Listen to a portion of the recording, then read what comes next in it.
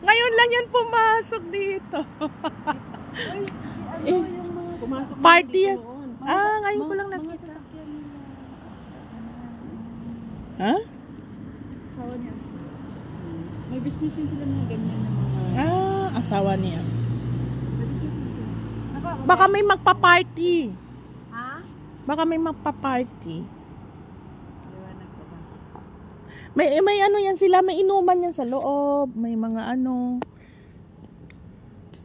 Ingay ko? Live. Akala ko nila. Sabi ko, akala ko nila. Wala nakapasok ko yan doon noon dito. Ayan ang kulay. Baka hindi may susunduin yan. Ayan, may susunduin yan. Ay, doon yan sa ano. Mabilis. Ayan, medyo dyan. Susunduin. Baka may birthday. Pwede mag-party dyan sa loob.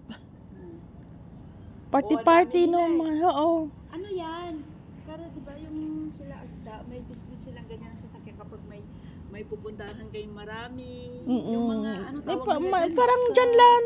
Dyan lang yan sila sa loob. May mga inumi yan. May mga ano yan. Parang ano. Luxury ano yan. Yan sila may sasakyan yan dyan.